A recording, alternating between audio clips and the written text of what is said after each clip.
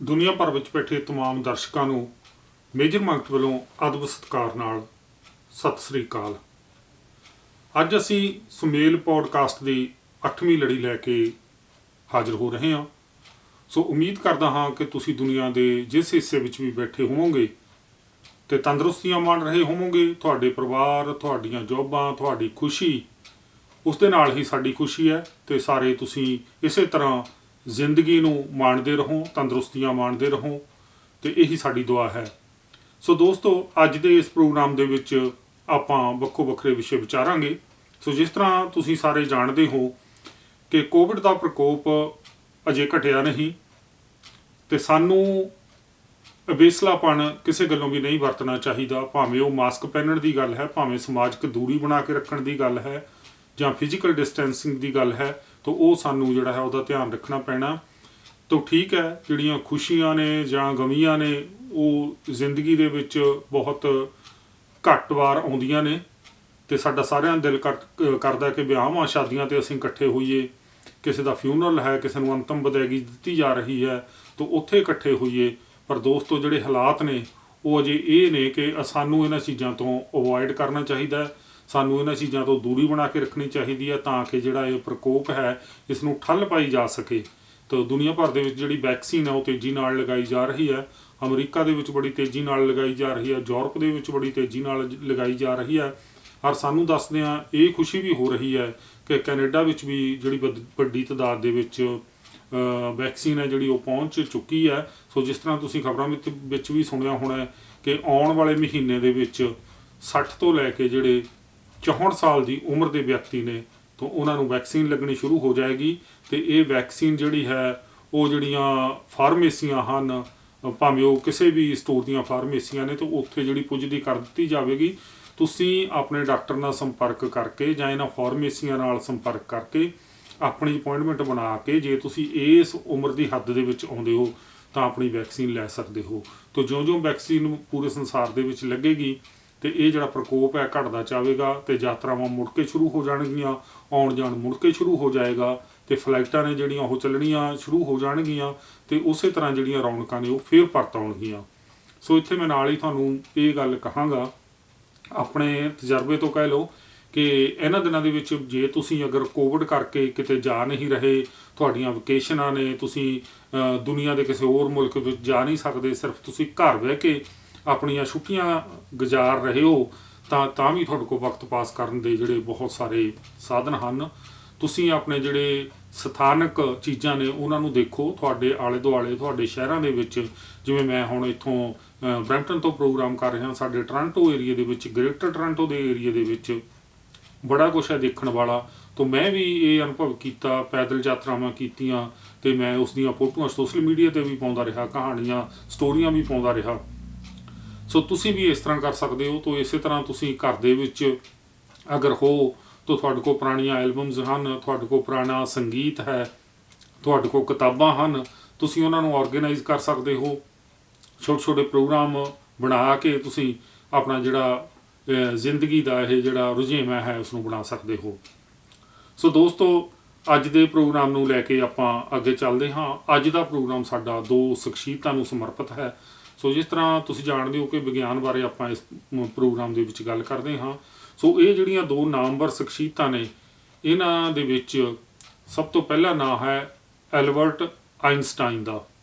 Albert Einstein ਇੱਕ ਇਹੋ ਜਿਹਾ ਵਿਗਿਆਨੀ ਹੈ ਤਾਂ ਜਿਸ ਨੇ ਪੂਰੀ ਦੁਨੀਆ ਦੀ ਜਿਹੜੀ ਵਿਚਾਰਧਾਰਾ ਉਹ ਬਦਲ ਕੇ ਰੱਖਤੀ। ਉਹਦੀਆਂ ਜਿਹੜੀਆਂ ਖੋਜਾਂ ਸਨ ਜਾਂ ਜਿਹੜੇ ਉਹਦੇ ਫਾਰਮੂਲੇ ਸਨ, ਜਿਹੜੇ ਸਿਧਾਂਤ ਸਨ, ਤਾਂ ਉਸਨੇ ਪੂਰੀ ਦੁਨੀਆ ਦੇ ਉੱਪਰ ਚੋਖਾ ਪ੍ਰਭਾਵ ਪਾਇਆ ਤੇ ਇਸ ਨੂੰ ਜਿਹੜਾ ਹੈ ਨੋਬਲ ਪ੍ਰਾਈਜ਼ ਵੀ ਮਿਲਿਆ।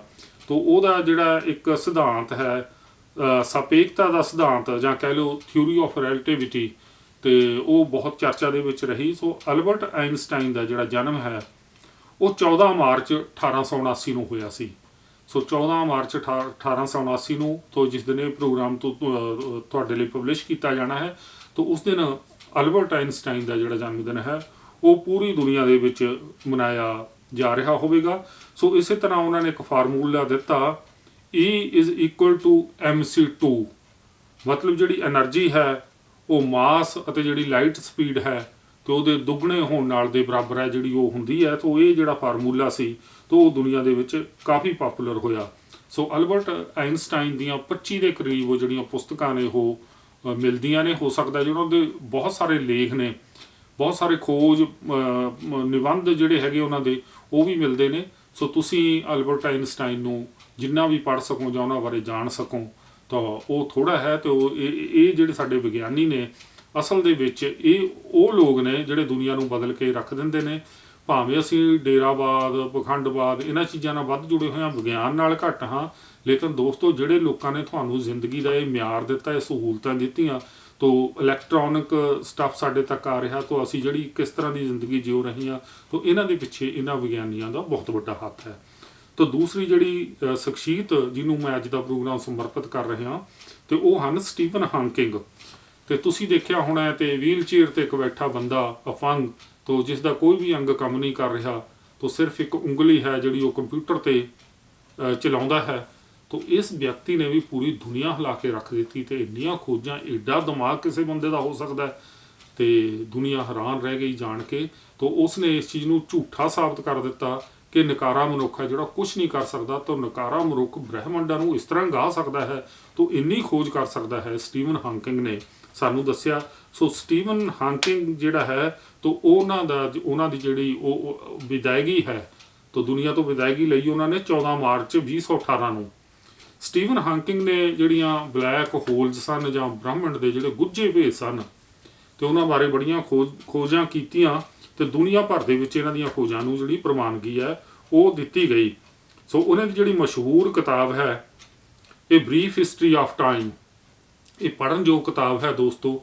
ਅਗਰ ਤੁਹਾਡੇ ਕੋਲ ਕੋਈ ਬੁੱਕ ਸਟੋਰ ਹੈ ਤਾਂ ਤੁਸੀਂ ਇਹ ਕਿਤਾਬ, ਇਹ ਬਰੀਫ ਹਿਸਟਰੀ ਆਫ ਟਾਈਮ ਜ਼ਰੂਰ ਲੈ ਕੇ ਪੜ੍ਹੋ। ਤੋ ਇਹ ਜਿਹੜੇ ਦੋਨੋਂ ਵਿਗਿਆਨੀ ਨੇ, ਤੋ ਇਹਨਾਂ ਨੂੰ ਜਿੱਥੇ ਵੀ ਇਹਨਾਂ ਦੀਆਂ ਪੁਸਤਕਾਂ ਮਿਲਦੀਆਂ ਨੇ ਜਾਂ ਜਿੱਥੇ ਵੀ ਸੋਸ਼ਲ ਮੀਡੀਆ ਤੇ YouTube ਤੇ ਜਿੱਥੇ ਵੀ ਤੁਹਾਨੂੰ ਇਹਨਾਂ ਬਾਰੇ ਜਾਣਕਾਰੀ ਮਿਲਦੀ ਹੈ, ਤੋ ਜ਼ਰੂਰ ਤੁਹਾਨੂੰ ਇਹਨਾਂ ਬਾਰੇ ਜਾਣਨਾ ਚਾਹੀਦਾ ਹੈ। ਸੋ ਇੱਕ ਗੱਲ ਦੋਸਤੋ ਮੈਂ ਹੋਰ ਕਹਾਂਗਾ ਕਿ ਸਮਾਂ ਜਦੋਂ ਅਸੀਂ ਦੇਖਦੇ ਹਾਂ ਤੇ ਪਿਛਲੇ ਜਿਹੜੇ 30 ਸਾਲ ਨੇ ਜੇ ਅਸੀਂ ਦੇਖੀਏ 1991 ਤੋਂ ਲੈ ਕੇ 1921 ਤੱਕ, ਤੇ ਜਿਹੜੀ ਦੁਨੀਆ ਉਹ ਬੜੀ ਤੇਜ਼ੀ ਨਾਲ ਬਦਲੀ ਹੈ। ਇਹ ਸਾਡਾ ਸਮਾਂ ਸੀ ਤੇ ਜਦੋਂ ਮੈਂ ਤੁਹਾਨੂੰ 1991 ਦੇ ਵਿੱਚ ਲੈ ਕੇ ਜਾਵਾਂਗਾ ਤਾਂ ਮੈਨੂੰ ਉਸ ਵਕਤ ਕੈਨੇਡਾ ਆਏ ਨੂੰ ਸਿਰਫ 1 ਸਾਲ ਹੋਇਆ ਸੀ। ਸੋ ਉਸ ਵਕਤ ਜੇ ਆਪਾਂ ਮਿਊਜ਼ਿਕ ਇੰਡਸਟਰੀ ਦੀ ਗੱਲ ਕਰੀਏ ਤਾਂ ਕੈਸਟਾਂ ਹੁੰਦੀਆਂ ਸਨ, ਤੋ ਜਿਹੜੀਆਂ ਆਪਾਂ ਕਿਸੇ ਟੇਪ ਰਿਕਾਰਡਰ ਦੇ ਵਿੱਚ ਜਾਂ ਕਾਰਾਂ ਦੇ ਵਿੱਚ ਪਾ ਕੇ ਸੁਣਦੇ ਸਨ। ਸੋ ਤੁਸੀਂ ਹੈਰਾਨ ਹੋਵੋਗੇ ਕਿ ਤਬਦੀਲੀ ਬਹੁਤ ਵੱਡੀ ਪੱਧਰ ਤੇ ਆਈ, ਲੇਕਿਨ ਟੇਪ ਦਾ, ਕਿਸੇ ਆਵਾਜ਼ ਦਾ, ਜਿਹੜੇ ਤਵੇ ਹੁੰਦੇ ਸਨ, ਰਿਕਾਰਡ ਤੋਂ ਇੱਕ ਛੋਟੀ ਜਿਹੀ ਕੈਸਟ ਦੇ ਵਿੱਚ ਆ ਜਾਣਾ 15-15 ਗੀਤ ਇੱਕ ਫੀਤੇ ਤੇ ਰਿਕਾਰਡ ਹੋ ਜਾਣੇ। ਸੋ ਵੀ ਕਮਾਲ ਦੀ ਗੱਲ ਸੀ ਦੋਸਤੋ। ਜਿਹੜੀ ਖੋਜ ਜਿਸ ਵਿਅਕਤੀ ਨੇ ਇਸ ਕੈਸਟ ਨੂੰ ਖੋਜਿਆ ਸੀ ਤਾਂ ਉਹਨਾਂ ਦੀ ਜਿਹੜੀ ਮੌਤ ਹੋ ਚੁੱਕੀ ਹੈ ਪਿਛਲੇ ਦਿਨੀ। ਤੇ ਇਹ ਜਿਹੜਾ ਵਿਅਕਤੀ ਸੀ ਤੇ ਇਸ ਦਾ ਨਾਂ ਸੀ ਲਿਓ ਓਟਨਸ ਡਚ। ਤੇ ਇਹ 94 ਸਾਲ ਦਾ ਵਿਅਕਤੀ ਸੀ ਤੇ ਨੀਦਰਲੈਂਡ ਦਾ ਰਹਿਣ ਵਾਲਾ ਸੀ। ਤੇ ਡੋਇਲਿਸ ਸ਼ਹਿਰ ਦੇ ਵਿੱਚ ਇਹਨੇ ਅੰਤਮ ਸਵਾਸ ਲਏ ਤੇ ਵਿਦਾਇਗੀ ਦਿੱਤੀ। ਤੇ ਇਹਨਾਂ ਦੀਆਂ ਜਿਹੜੀਆਂ ਬਹੁਤ ਸਾਰੀਆਂ 150 ਮਿਲੀਅਨ ਦੇ ਕਰੀਬ ਜਿਹੜੀਆਂ ਇਹਨਾਂ ਦੀਆਂ ਕੈਸਟਾਂ ਸੀ ਇਹਨਾਂ ਨੇ ਵੇਚੀਆਂ। ਤੇ 1952 ਦੇ ਵਿੱਚ ਇਹਨਾਂ ਨੇ ਜਿਹੜਾ ਕੈਸਟਾਂ ਦਾ ਕੰਮ ਜਿਹੜਾ ਸ਼ੁਰੂ ਕੀਤਾ ਸੀ। ਤੇ ਜੇ ਅਸੀਂ ਅੱਜ ਨਿਗਾਹ ਮਾਰਦੇ ਹਾਂ ਤੇ ਜਿਵੇਂ ਮੈਂ ਦੱਸਿਆ ਸੀ ਕਿ 1991 ਤੋਂ ਲੈ ਕੇ ਜੇ ਅਸੀਂ 2021 ਤੱਕ ਆਈਏ ਤਾਂ ਇਹਨਾਂ 30 ਸਾਲਾਂ ਦੇ ਵਿੱਚ ਸੰਗੀਤ ਇੰਡਸਟਰੀ ਦੇ ਵਿੱਚ ਬੜਾ ਕੁਝ ਬਦਲਿਆ। ਸੀਡੀਆਂ ਆਈਆਂ, ਹੁਣ ਜਿਹੜਾ ਹੈਗਾ ਲਾਸਟ ਉਹ USB ਆ ਗਈ, ਹੁਣ ਜਿਹੜੇ ਹੈਗੇ ਨੇ ਸਪੋਟੀਫਾਈ ਵਗੈਰਾ ਆ ਗਏ। ਤੇ ਉਹ ਜਿਹੜੀਆਂ ਗੱਲਾਂ ਨੇ ਉਹ ਤੁਹਾਡੇ ਘਰਾਂ ਦੇ ਵਿੱਚ ਵੀ ਇਹ ਕੈਸਟਾਂ ਅਜੇ ਤੱਕ ਸਾਂਭੀਆਂ ਪਈਆਂ ਹੋਣਗੀਆਂ। ਲੇਕਿਨ ਇਹ ਜਿਹੜੀ ਮਿਊਜ਼ਿਕ ਦੇ ਵਿੱਚ ਜਨਰੇਸ਼ਨ ਜਿਹੜੀ ਤਬਦੀਲੀ ਆ ਰਹੀ ਹੈ ਇਹ ਆਉਣ ਵਾਲੇ 30 ਸਾਲਾਂ ਵਿੱਚ ਕਿੱਥੇ ਜਾਵੇਗੀ ਇਹ ਸਾਨੂੰ ਕੋਈ ਪਤਾ ਨਹੀਂ। ਸੋ ਇਸੇ ਤਰ੍ਹਾਂ ਜੇ ਅਸੀਂ ਕਮਿਊਨੀਕੇਸ਼ਨ ਦੇ ਸੰਦਰਭ ਵਿੱਚ ਦੇਖੀਏ ਤਾਂ ਅਸੀਂ ਦੇਖਦੇ ਹਾਂ ਕਿ 1991 ਦੇ ਵਿੱਚ ਨਾ ਤਾਂ ਈਮੇਲ ਸੀ ਤੇ ਨਾ ਜਿਹੜੇ ਸੈੱਲ ਫੋਨ ਸਨ ਤੇ ਨਾ ਕੰਪਿਊਟਰ ਸੀ। ਤੇ ਅਗਰ ਅਸੀਂ ਅੱਜ ਇਹਨਾਂ ਚੀਜ਼ਾਂ ਨੂੰ ਆਪਣੀ ਜ਼ਿੰਦਗੀ ਦੇ ਵਿੱਚੋਂ ਮਨਫੀ ਕਰ ਦਿੰਦੇ ਹਾਂ ਤਾਂ ਜਿਹੜੀ ਜ਼ਿੰਦਗੀ ਹੈ, ਸਾਡੀ ਲਾਈਫ ਹੈ, ਉਹ ਕਿੰਨੀ ਨੀਰਸ ਹੋ ਜਾਵੇਗੀ। ਸੋ ਦੋਸਤੋ ਜਿਹੜੀਆਂ ਇਹ ਖੋਜਾਂ ਨੇ ਭਾਵੇਂ ਤੁਸੀਂ ਟੈਲੀਵਿਜ਼ਨ ਦੇ ਖੇਤਰ ਦੇ ਵਿੱਚ ਲਾ ਲਓ ਕਿ ਕਿੰਨੇ ਮਾਡਲ ਚੇਂਜ ਹੋ ਗਏ, ਭਾਵੇਂ ਤੁਸੀਂ ਫੋਨ ਦੇ ਖੇਤਰ 'ਚ ਲਾ ਲਓ ਕਿ ਫੋਨ ਦੀਆਂ ਕਿੰਨੀਆਂ ਜਨਰੇਸ਼ਨਸ ਚੇਂਜ ਹੋ ਗਈਆਂ, ਭਾਵੇਂ ਤੁਸੀਂ ਕੰਪਿਊਟਰ ਦੇ ਖੇਤਰ ਦੇ ਵਿੱਚ ਲਾ ਲਓ ਤਾਂ ਕਿੰਨੀਆਂ ਜਨਰੇਸ਼ਨਸ ਕਾਇਮ ਹੋ ਗਈਆਂ। ਤੇ ਅੱਜ ਅਸੀਂ ਕਿਸ ਪੜਾਅ 'ਤੇ ਆ ਗਏ। ਇਹ ਜਿਹੜੀ ਸਾਰੀ ਮੈਂ ਤਰੱਕੀ ਦੀ ਤੁਹਾਨੂੰ ਗੱਲ ਕਰ ਰਿਹਾ, ਸੋਸ਼ਲ ਮੀਡੀਆ ਦੀ ਗੱਲ ਕਰ ਰਿਹਾ। 1991 ਦੇ ਵਿੱਚ ਟੈਲੀਵਿਜ਼ਨ ਤੋਂ ਇਲਾਵਾ ਮਨੋਰੰਜਨ ਦਾ ਹੋਰ ਕੋਈ ਬਹੁਤਾ ਸਾਧਨ ਹੈ ਹੀ ਨਹੀਂ ਸੀ, ਕੁਛ ਨਹੀਂ ਸੀਗਾ। ਕੰਪਿਊਟਰ ਵੀ ਹੈ ਨਹੀਂ ਸੀ ਸਾਡੇ ਘਰਾਂ ਦੇ ਵਿੱਚ, ਫੋਨ ਵੀ ਹੈ ਨਹੀਂ ਸੀ। ਤੇ ਤੁਸੀਂ ਸੋਚੋ ਕਿ ਜੇ ਅੱਜ ਦੇ ਬੱਚਿਆਂ ਨੇ ਉਸ ਯੁੱਗ ਦੇ ਵਿੱਚ ਜੀਣਾ ਹੋਵੇ ਤਾਂ ਮੇਰਾ ਖਿਆਲ ਹੈ ਕਿ ਘੰਟਾ ਵੀ ਨਾ ਗੁਜ਼ਾਰ ਸਕਣ। ਤੇ ਆਉਣ ਵਾਲੇ 30 ਸਾਲਾਂ ਦੇ ਵਿੱਚ ਕਿੱਥੇ ਦੁਨੀਆ ਚਲੇ ਜਾਵੇਗੀ, ਤੇ ਇਹ ਸਾਨੂੰ ਸੋਚਣਾ ਪਵੇਗਾ। ਤਾਂ ਇਹਨਾਂ ਚੀਜ਼ਾਂ ਦਾ ਸਾਡੇ ਰਿਸ਼ਤਿਆਂ 'ਤੇ ਕੀ ਅਸਰ ਪਿਆ। ਤੇ ਤੁਸੀਂ ਮੈਨੂੰ ਇਹ ਮੈਸੇਜ ਭੇਜ ਕੇ, ਸੁਨੇਹੇ ਦੇ ਕੇ ਗੱਲ ਦੱਸਣੀ ਹੈ ਕਿ ਜੇ ਇਲੈਕਟ੍ਰੋਨਿਕ ਮੀਡੀਆ ਇੰਨੀ ਤੇਜ਼ੀ ਨਾਲ ਆਇਆ, ਜੇ ਸੰਗੀਤ ਦੇ ਵਿੱਚ ਐਡੀ ਵੱਡੀ ਤਬਦੀਲੀ ਆਈ, ਜੇ ਫੋਨ, ਟੈਲੀਵਿਜ਼ਨ, ਕੰਪਿਊਟਰ ਆਏ, ਕਿ ਇਹਦੇ ਨਾਲ ਜਿਹੜੇ ਸਾਡੇ ਮਨੁੱਖੀ ਰਿਸ਼ਤੇ ਸੀ ਉਹ ਪ੍ਰਭਾਵਿਤ ਹੋਏ। ਕੀ ਮਨੁੱਖ ਨੇ ਤਕਨਾਲੋਜੀ ਦੇ ਹਿਸਾਬ ਨਾਲ ਦਿਮਾਗੀ ਤੌਰ 'ਤੇ ਤਰੱਕੀ ਕੀਤੀ, ਜਾਂ ਅਸੀਂ ਅਜੇ ਵੀ ਉਹਨਾਂ ਵਹਿਮਾਂ ਭਰਮਾਂ ਦੇ ਵਿੱਚ, ਉਹਨਾਂ ਝੂਠ ਪਖੰਡਾਂ ਦੇ ਵਿੱਚ, ਉਹਨਾਂ ਡੇਰਿਆਂ ਦੇ ਵਿੱਚ ਫਸੇ ਹੋਏ ਹਾਂ, ਜਾਂ ਅਜੇ ਵੀ ਸਾਨੂੰ ਬ੍ਰਹਿਮੰਡ ਦੀ, ਸਾਨੂੰ ਪੂਰੇ ਯੂਨੀਵਰਸ ਦੀ ਅਜੇ ਵੀ ਸਾਨੂੰ ਕੋਈ ਬਹੁਤਾ ਇਲਮ ਨਹੀਂ ਹੈਗਾ। ਸਾਨੂੰ ਤਾਰਾ ਮੰਡਲ ਬਾਰੇ, ਸਾਨੂੰ ਦੂਸਰੇ ਗ੍ਰਹਿਾਂ ਬਾਰੇ ਕੋਈ ਜਾਣਕਾਰੀ ਨਹੀਂ, ਸਾਨੂੰ ਵਿਗਿਆਨ ਦੀਆਂ ਖੋਜਾਂ ਬਾਰੇ ਜਾਣਕਾਰੀ ਨਹੀਂ। ਅਸੀਂ ਬਿਜਲੀ ਵੀ ਵਰਤਦੇ ਹਾਂ, ਅਸੀਂ ਮਾਈਕਰੋਫੋਨ ਵਰਤਦੇ ਹਾਂ, ਅਸੀਂ ਮਾਈਕਰੋਵੇਵਸ ਵਰਤਦੇ ਹਾਂ। ਸਾਡਾ ਸਾਰਾ ਕੁਝ ਵਿਗਿਆਨ 'ਤੇ ਨਿਰਭਰ ਹੈ, ਲੇਕਿਨ ਅਸੀਂ ਵਿਗਿਆਨ ਬਾਰੇ ਜਾਣਨਾ ਨਹੀਂ ਚਾਹੁੰਦੇ। ਸੋ ਜੇ ਹੁਣ ਬਿਜਲੀ ਹੀ ਸਾਡੇ ਕੋਲ ਨਾ ਹੋਵੇ, ਤੇ ਜੇ ਕੰਪਿਊਟਰ ਹੀ ਸਾਡੇ ਕੋਲ ਨਾ ਹੋਣ, ਤੇ ਜੇ ਕਾਰਾਂ ਹੀ ਸਾਡੇ ਕੋਲ ਨਾ ਹੋਣ, ਤੇ ਜਿਹੜੀਆਂ ਸਾਰੀਆਂ ਖੋਜਾਂ ਵਿਗਿਆਨ ਨਾਲ ਸੰਬੰਧਿਤ ਨੇ, ਤਾਂ ਸਾਡਾ ਜੀਵਨ ਕਿਹੋ ਜਿਹਾ ਹੋਵੇ।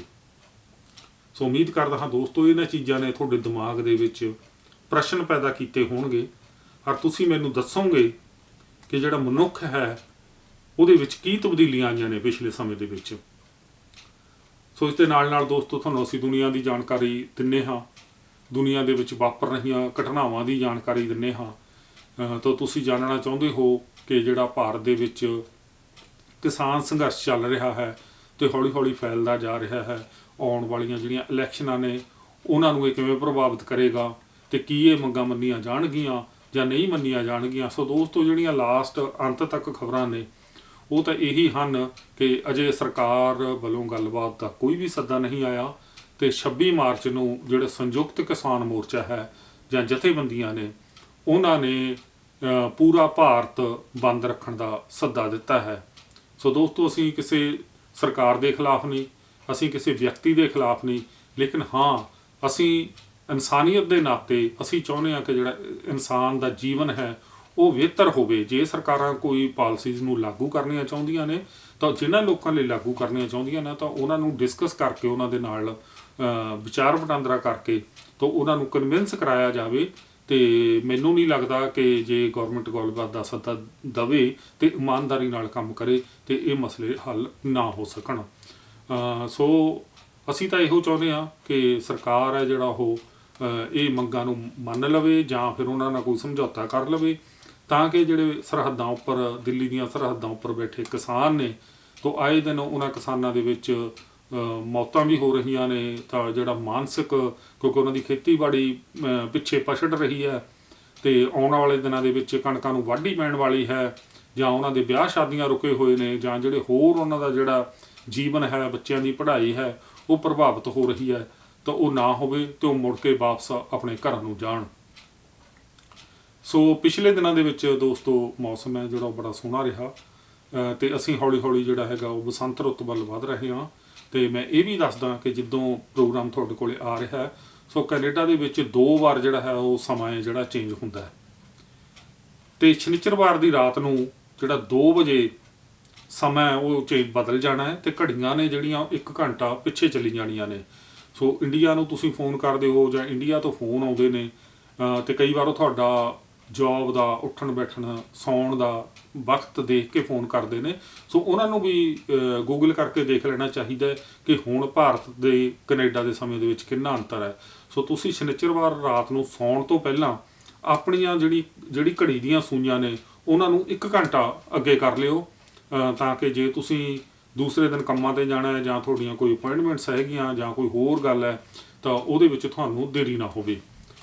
ਸੋ ਜਾਣ ਲੱਗਿਆ ਪ੍ਰੋਗਰਾਮ ਨੂੰ ਸਮਾਪਤ ਕਰਨ ਤੋਂ ਪਹਿਲਾਂ ਮੈਂ ਇੱਕ ਵਾਰ ਤੁਹਾਨੂੰ ਫੇਰ ਕਹੂੰਗਾ ਕਿ ਜੇ ਤੁਹਾਡੀ ਉਮਰ 60 ਤੋਂ ਲੈ ਕੇ 64 ਸਾਲ ਦੇ ਵਿਚਕਾਰ ਹੈ ਤਾਂ ਤੁਸੀਂ ਕਿਰਪਾ ਕਰਕੇ ਆਪਣੇ ਡਾਕਟਰ ਨਾਲ ਜਾਂ ਆਪਣੀ ਫਾਰਮੇਸੀ ਨਾਲ ਜਿੱਥੋਂ ਤੁਸੀਂ ਦਵਾਈਆਂ ਚੁੱਕਦੇ ਹੋ ਸੰਪਰਕ ਕਰੋ ਤੇ ਆਪਣੀ ਜਿਹੜੀ ਅਪਾਇੰਟਮੈਂਟ ਆ ਉਹ ਬਣਾ ਲਓ ਤਾਂ ਕਿ ਜਿਹੜੀ ਤੁਹਾਨੂੰ ਵੈਕਸੀਨ ਹੈ ਉਹ ਲੱਗ ਸਕੇ। ਤੇ ਇਹ ਜਿਹੜੇ ਹਨ ਪੜਾਅ ਉਹ ਵੱਖੋ ਵੱਖਰੇ ਪੜਾਅ ਆਉਣਗੇ। ਜਦੋਂ ਤੁਸੀਂ ਉਸ ਪੜਾਅ ਦੇ ਵਿੱਚ ਆਉਂਦੇ ਹੋ, ਉਮਰ ਦੀ ਉਸ ਰੇਂਜ ਦੇ ਵਿੱਚ ਆਉਂਦੇ ਹੋ ਤਾਂ ਤੁਸੀਂ ਆਪਣੀ ਵੈਕਸੀਨ ਜ਼ਰੂਰ ਲਓ ਤਾਂ ਕਿ ਇਹ ਜਿਹੜਾ ਕੋਵਿਡ ਦਾ ਪ੍ਰਕੋਪ ਹੈ ਉਸ ਨੂੰ ਫੈਲਣੋਂ ਰੋਕਿਆ ਜਾ ਸਕੇ ਤੇ ਸਾਡਾ ਜਿਹੜਾ ਜੀਵਨ ਹੈ ਉਹ ਆਮ ਵਰਗਾ ਹੋ ਸਕੇ। ਸੋ ਦੋਸਤੋ, ਪ੍ਰੋਗਰਾਮ ਨੂੰ ਸਮਾਪਤ ਕਰਨ ਤੋਂ ਪਹਿਲਾਂ ਤੇ ਮੈਂ ਉਹਨਾਂ ਦੋਸਤਾਂ ਦਾ ਧੰਨਵਾਦ ਕਰਨਾ ਚਾਹੁੰਦਾ ਹਾਂ ਸੋ ਜਿਹੜੇ ਦੁਨੀਆ ਭਰ ਦੇ ਵਿੱਚ ਬੈਠੇ ਨੇ ਤੇ ਸਾਡੇ ਇਸ ਪ੍ਰੋਗਰਾਮ ਨੂੰ ਪਸੰਦ ਕਰਦੇ ਨੇ। ਤੇ ਮੈਂ ਨਾਲ ਤੁਹਾਨੂੰ ਬੇਨਤੀ ਇਹ ਵੀ ਕਰੂੰਗਾ ਕਿ ਜੇ ਤੁਸੀਂ ਪ੍ਰੋਗਰਾਮ ਨੂੰ ਅਜੇ ਤੱਕ ਸਬਸਕ੍ਰਾਈਬ ਨਹੀਂ ਕੀਤਾ, ਪ੍ਰੋਗਰਾਮ ਨੂੰ ਸਬਸਕ੍ਰਾਈਬ ਕਰੋ ਤੇ ਆਪਣੇ ਆਪਣੇ ਸਾਧਨਾਂ ਰਾਹੀਂ ਆਪਣੇ ਸੋਸ਼ਲ ਮੀਡੀਆ ਤੇ ਇਸ ਨੂੰ ਸ਼ੇਅਰ ਵੀ ਕਰੋ ਤੇ ਆਪਣੇ ਦੋਸਤਾਂ ਮਿੱਤਰਾਂ ਨੂੰ ਦੱਸੋ ਤਾਂ ਕਿ ਜਿਹੜੇ ਚੰਗੇ ਪ੍ਰੋਗਰਾਮ ਨੇ ਉਹ ਲੋਕਾਂ ਤੱਕ ਜਾ ਸਕਣ। ਤੇ ਜੇ ਤੁਸੀਂ ਘਰਾਂ ਦੇ ਵਿੱਚ, ਦਫ਼ਤਰਾਂ ਦੇ ਵਿੱਚ, ਗੱਡੀਆਂ ਦੇ ਵਿੱਚ ਕਿਤੇ ਵੀ ਹੋ ਤਾਂ ਇਸ ਪ੍ਰੋਗਰਾਮ ਨੂੰ ਜ਼ਰੂਰ ਦੇਖੋ। ਤਾਂ ਮੈਂ ਜਿਨ੍ਹਾਂ ਦੋਸਤਾਂ ਦਾ ਧੰਨਵਾਦ ਕਰਨਾ ਚਾਹੁੰਦਾ ਹਾਂ ਜਿਨ੍ਹਾਂ ਨੇ ਮੈਨੂੰ ਮੈਸੇਜ ਭੇਜੇ, ਹੌਸਲਾ ਅਫਜ਼ਾਈ ਦਿੱਤੀ, ਉਹਨਾਂ ਦੇ ਵਿੱਚ ਹਨ ਪ੍ਰੀਤਮ ਸਿੰਘ ਚੀਮਾ ਸਾਹਿਬ ਕੈਲੀਫੋਰਨੀਆ ਤੋਂ ਨੇ ਤੇ ਉਹਨਾਂ ਨੇ ਪ੍ਰੋਗਰਾਮ ਨੂੰ ਪਸੰਦ ਕੀਤਾ ਹੈ ਤੇ ਆਪਣੇ ਵਿਚਾਰ ਭੇਜੇ ਨੇ। ਚੀਮਾ ਸਾਹਿਬ ਤੁਹਾਡਾ ਬਹੁਤ ਬਹੁਤ ਧੰਨਵਾਦ। ਸੁੱਖਾ ਬੋਪਾ ਰਾਏ ਸਾਹਿਬ ਤੇ ਆਪ ਬੜੇ ਅੱਛੇ ਗਾਇਕ ਨੇ ਤੇ ਉਹ ਵੀ ਪ੍ਰੋਗਰਾਮ ਨੂੰ ਪਸੰਦ ਕਰਦੇ ਨੇ, ਉਹਨਾਂ ਦਾ ਵੀ ਧੰਨਵਾਦ। ਕੁਲਦੀਪ ਸਿੰਘ ਮੰਗਟ ਇਹ ਮੇਰੇ ਪਿੰਡ ਤੋਂ ਨੇ, ਭਾਰਤ ਤੋਂ ਨੇ ਤੇ ਇਹਨਾਂ ਦਾ ਵੀ ਧੰਨਵਾਦ, ਇਹਨਾਂ ਨੇ ਵੀ ਪ੍ਰੋਗਰਾਮ ਨੂੰ ਪਸੰਦ ਕੀਤਾ ਹੈ। ਮਨਪ੍ਰੀਤ ਸਿੰਘ ਭੰਗੂ ਮੈਲਬੌਰਨ ਆਸਟ੍ਰੇਲੀਆ ਤੋਂ, ਇਹਨਾਂ ਨੇ ਵੀ ਪ੍ਰੋਗਰਾਮ ਨੂੰ ਪਸੰਦ ਕੀਤਾ ਹੈ। ਔਰ ਭੰਗੂ ਸਾਹਿਬ ਤੁਸੀਂ ਮੈਨੂੰ ਆਸਟ੍ਰੇਲੀਆ ਤੋਂ ਫੋਨ ਕਰਕੇ ਹੌਸਲਾ ਅਫਜ਼ਾਈ ਦਿੱਤੀ ਹੈ ਤੇ ਪ੍ਰੋਗਰਾਮ ਦੀ ਪ੍ਰਸ਼ੰਸਾ ਕੀਤੀ ਹੈ ਤੇ ਤੁਹਾਡਾ ਵੀ ਬਹੁਤ ਬਹੁਤ ਧੰਨਵਾਦ। ਇਸੇ ਤਰ੍ਹਾਂ ਸੁਖਵਿੰਦਰ ਸਿੰਘ ਉਟਾਲ ਇਹ ਵੀ ਆਸਟ੍ਰੇਲੀਆ ਦੇ ਵਿੱਚ ਰਹਿੰਦੇ ਨੇ ਤਾਂ ਇਹ ਵੀ ਸਾਨੂੰ ਜਿਹੜੇ ਆਪਣੇ ਲਿਖਤੀ ਸੁਨੇਹੇ ਨੇ ਜਿਹੜੇ ਉਹ ਭੇਜ ਕੇ ਸਾਡੀ ਹੌਸਲਾ ਅਫਜ਼ਾਈ ਕਰਦੇ ਨੇ। ਰਜਿੰਦਰ ਸਿੰਘ ਮੰਗਟ, ਸੋ ਇਸੇ ਤਰ੍ਹਾਂ ਕੁਲਵੀਰ ਸਿੰਘ ਬੁਆਲ ਭਾਰਤ ਤੋਂ ਤਾਂ ਉਹ ਵੀ ਸਾਨੂੰ ਜਿਹੜਾ ਹੈਗਾ ਉਹ ਹੌਸਲਾ ਅਫਜ਼ਾਈ ਦਿੰਦੇ ਨੇ। ਸੁਖਦੇਵ ਸਿੰਘ ਸਮਰਾ ਸਾਹਿਬ ਤੇ ਉਹ ਹਮੇਸ਼ਾ ਸਾਨੂੰ ਪ੍ਰੋਗਰਾਮ ਦੇ ਲਈ ਸੁਨੇਹੇ ਭੇਜਦੇ ਨੇ ਤੇ ਸ਼ੁਭ ਇਛਾਵਾਂ ਦਿੰਦੇ ਨੇ। ਤੇ ਹੋਰ ਵੀ ਬਹੁਤ ਸਾਰੇ ਦੋਸਤ ਨੇ ਜਿਨ੍ਹਾਂ ਨੇ ਸਾਨੂੰ ਇਸ ਪ੍ਰੋਗਰਾਮ ਨੂੰ ਪਸੰਦ ਕੀਤਾ, ਸਬਸਕ੍ਰਾਈਬ ਕੀਤਾ, ਸੁਨੇਹੇ ਭੇਜੇ ਤਾਂ ਅਸੀਂ ਸਾਰਿਆਂ ਦਾ ਹੀ ਉਦਾਰਾ ਸਮੇਲ ਵੱਲੋਂ ਧੰਨਵਾਦ ਕਰਦੇ ਹਾਂ। ਆਉਣ ਵਾਲੇ ਪ੍ਰੋਗਰਾਮਾਂ ਦੇ ਵਿੱਚ ਅਸੀਂ ਤੁਹਾਨੂੰ ਜਿੱਥੇ ਯਾਤਰਾਵਾਂ ਨੇ ਉਹ ਕਰਵਾਵਾਂਗੇ, ਉਹ ਕਲਿੱਪ ਅਸੀਂ ਕੁਝ ਤੁਹਾਡੇ ਲਈ ਤਿਆਰ ਕੀਤੇ ਨੇ, ਯਾਤਰਾਵਾਂ ਤਿਆਰ ਕੀਤੀਆਂ ਨੇ। ਸੋ ਇਸੇ ਤਰ੍ਹਾਂ ਅਸੀਂ ਮਹੀਨੇ ਦੇ ਵਿੱਚ ਕੋਈ ਤੁਹਾਨੂੰ ਇੱਕ ਜਿਹੜੀ ਕਹਾਣੀ ਹੈ ਉਹ ਵੀ ਤੁਹਾਡੇ ਲਈ ਪੇਸ਼ ਕਰਿਆ ਕਰਾਂਗੇ ਤਾਂ ਕਿ ਤੁਸੀਂ ਭਾਵੇਂ ਟਰੱਕ ਚਲਾਉਂਦੇ ਹੋ, ਟੈਕਸੀ ਚਲਾਉਂਦੇ ਹੋ ਤੇ ਤੁਸੀਂ ਆਪਣੇ ਫੋਨ ਤੋਂ ਜਿਹੜਾ ਹੈਗਾ ਉਹ ਸਿਗਨਲ ਦੇ ਕੇ ਆਪਣੇ ਸਟੂਡੀਓ ਤੇ ਤੋਂ ਇਹ ਕਹਾਣੀਆਂ ਵਾਈਫਾਈ ਰਾਹੀਂ ਵਾਈਫਾਈ ਔਨ ਕਰਕੇ ਸੁਣ ਸਕਦੇ ਹੋ। ਤੁਹਾਨੂੰ ਕਿਤਾਬ ਪੜ੍ਹਨ ਦੀ ਲੋੜ ਨਹੀਂ, ਤੁਸੀਂ ਕਿਤੇ ਵੀ ਬੈਠੇ ਹੋ, ਬੈੱਡ ਤੇ ਪਏ ਹੋ, ਟਰੈਵਲ ਕਰ ਰਹੇ ਹੋ, ਤੁਸੀਂ ਇਹ ਕਹਾਣੀਆਂ ਸੁਣ ਸਕਦੇ ਹੋ। ਸੋ ਉਮੀਦ ਕਰਦਾ ਹਾਂ ਦੋਸਤੋ ਤੁਸੀਂ ਇਸ ਪ੍ਰੋਗਰਾਮ ਨਾਲ ਸੰਪਰਕ ਬਣਾਈ ਰੱਖੋਗੇ ਤੇ ਸਾਨੂੰ ਆਪਣੇ ਲਿਖਤੀ ਸੁਨੇਹੇ YouTube ਤੇ ਸੋਸ਼ਲ ਮੀਡੀਆ ਤੇ ਭੇਜ ਸਕਦੇ ਹੋ। ਆਉਣ ਵਾਲੇ ਦਿਨਾਂ ਦੇ ਵਿੱਚ ਅਸੀਂ ਤੁਹਾਨੂੰ ਨਵੀਆਂ ਕਿਤਾਬਾਂ ਜਾਂ ਜਿਹੜੇ ਨਵੇਂ ਆਏ ਮੈਗਜ਼ੀਨ ਨੇ ਉਹਨਾਂ ਦੀ ਜਾਣਕਾਰੀ ਦੇਵਾਂਗੇ। ਕੋਈ ਵੀ ਸਰਗਰਮੀ, ਕੋਈ ਵੀ ਤੁਹਾਡੀ ਨਵੀਂ ਕਿਤਾਬ ਆ ਰਹੀ ਹੈ, ਕੋਈ ਹੋਰ ਗੱਲਬਾਤ ਹੈ, ਕੋਈ ਜਿਹੜਾ ਸੋਸ਼ਲ ਇਵੈਂਟ ਹੈਗਾ, ਕੁਝ ਵੀ ਹੈਗਾ ਤੇ ਉਹਦੇ ਲਈ ਤੁਸੀਂ ਸਾਡੇ ਨਾਲ ਸੰਪਰਕ ਪੈਦਾ ਕਰ ਸਕਦੇ ਹੋ ਤਾਂ ਕਿ ਅਸੀਂ ਆਪਣੇ ਪ੍ਰੋਗਰਾਮ ਦੇ ਵਿੱਚ ਉਸ ਨੂੰ ਬਾਕੀ ਦਰਸ਼ਕਾਂ ਤੱਕ ਪਹੁੰਚਾ ਸਕੀਏ। ਸੋ ਇੱਥੇ ਹੀ ਫਿਰ ਮੇਜਰ ਮੰਗਟ ਨੂੰ ਆਗਿਆ ਦਿਓ। ਉਮੀਦ ਕਰਦਾ ਹਾਂ ਅੱਜ ਦਾ ਪ੍ਰੋਗਰਾਮ ਤੁਹਾਨੂੰ ਚੰਗਾ ਲੱਗਿਆ ਹੋਵੇਗਾ। ਸੋ ਮੇਰੇ ਵੱਲੋਂ ਤੁਹਾਨੂੰ ਸਾਰਿਆਂ ਨੂੰ ਸਤਿ ਸ੍ਰੀ ਅਕਾਲ।